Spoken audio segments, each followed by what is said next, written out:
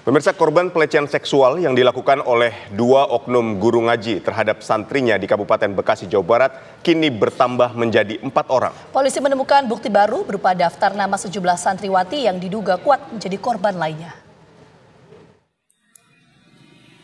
Jumlah korban pelecehan seksual yang dilakukan oleh seorang guru ngaji dan pemilik pondok pesantren di Desa Karangmukti, Kecamatan Karangbagia, Kabupaten Bekasi, Jawa Barat bertambah. Korban yang sebelumnya dilaporkan hanya 3 orang, kini bertambah menjadi 4 orang. Informasi ini diperoleh setelah polisi memeriksa para saksi, diantaranya sejumlah santri pondok pesantren tersebut. Polres Metro Bekasi terus mendalami kasus ini untuk mengetahui ada atau tidaknya korban lain.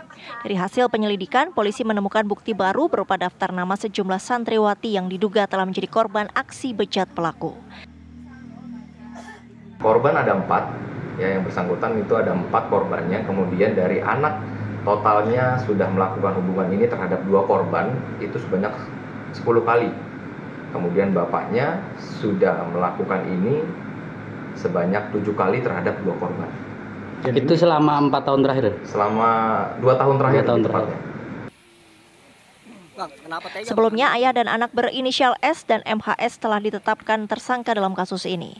Mereka menggunakan kuasanya sebagai guru ngaji untuk melecehkan korban. Kedua tersangka kini dijerat pasal 82 Undang-Undang Nomor 17 Tahun 2016 tentang Perlindungan Anak.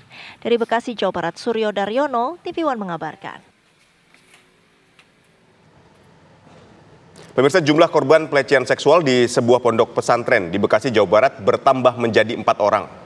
Dan untuk mengetahui bagaimana perkembangan kasus ini, pemirsa, kita sudah terhubung dengan Kasat Reskrim Polres Metro Bekasi, Kompol Sangurah Wiratama. Selamat petang, Pak Kasat. Untuk per sore hari ini, berapa data korban pelecehan seksual, Pak Kasat?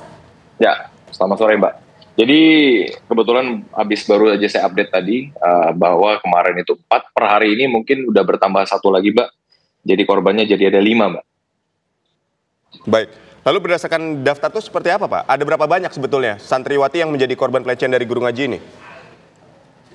Baik, jadi sebenarnya pada dasarnya memang kalau hasil kemarin kan kita sempat korbannya awalnya 3, kemudian kami juga memeriksa di tempat kejadian perkara, kami menemukan daftar nama-nama, ada beberapa orang santri yang kita periksa, dan kami memberikan juga trauma healing, kemudian psikologis, dari kepolisian, sehingga yang bersangkutan mulai satu persatu mulai berani berbicara, speak up, bahwa saya juga menjadi korban. Jadi kemarin itu ada 1 dari Kerawang sudah datang, dan hari ini tadi malam kita berhasil berani berbicara kembali kepada kepolisian bahwa yang bersangkutan juga menjadi korban. Oke, berarti kan untuk per sore hari ini ada 5 orang. Total keseluruhan berapa, Pak Kasat? Betul.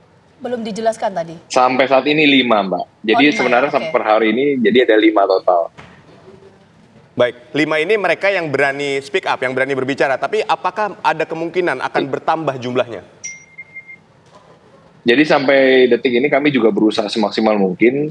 Jadi melalui pendekatan dari Babin Kamtibmas, kemudian juga dari Kepala Desa untuk mendekati pada korban yang lain. Apakah masih berani berbicara apa tidak? Karena kan kami juga terbentur juga dengan orang tua yang tidak berani menyampaikan bahwa anaknya seperti ini. Kami juga meyakinkan orang tua bahwa memang kejadian ini untuk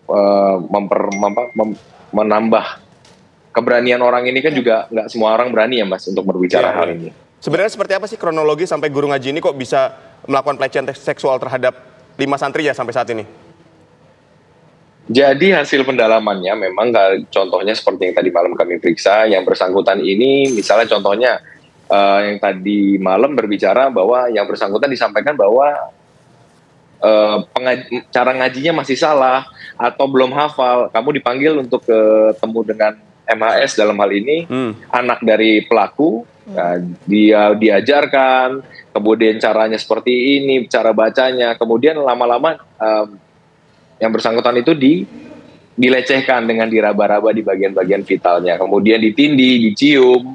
Tapi yang tadi yang korban inisial N ini berani melawan sehingga dia tidak berkelanjutan, hanya dilecehkan seperti itu. Tapi kalau dari korban yang lain, contohnya mungkin pada saat malam dengan alasan berpatroli mengecek dari santri-santri yang lain, kemudian dipanggil, dicek, dipegang-pegang, diraba. kemudian diajak ke kamarnya dari pelaku dan yang bersangkutan tidak ada melawan, ya dilanjutkan, kira-kira seperti itu. Oke, aksi pelecehan seksual ini sudah lama terjadi, Pak Kasat? Jadi yang bersangkutan ini sudah melakukan itu sebenarnya dari tahun 2020 sampai 2022. Jadi memang baru sekarang lah korban-korban ini berani berbicara. Baik, artinya kalau dari 2022 ini tinggal nunggu aja siapa yang ngomong, dan jumlahnya bisa jadi akan bertambah banyak ya Pak Kasat? Kami sedikit demi sedikit, kami juga, makanya saya bilang tadi, dari awal ini kami juga trauma healing kepada korban-korban lainnya, kemudian juga psikologis, agar yang lainnya juga berani untuk berbicara. Jadi memang harus banyak cara lah kita coba untuk meyakinkan korban-korban ini agar bisa semakin terang lah permasalahan ini. Oke, untuk status hukum terhadap pelaku bagaimana Pak? Maksudnya bagaimana, Mbak? Status hukumnya sudah ditetapkankah sebagai tersangka atau gimana?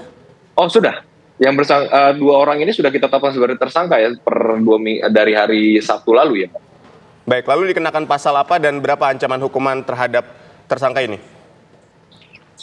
Ya, pasal yang dikenakan itu pasal 81 Junto 76D dan pasal 82 Junto pasal 76E Undang-Undang Republik Indonesia nomor 35 tahun 2014 tentang perubahan atas Undang-Undang nomor 23 tahun 2002 tentang perlindungan anak.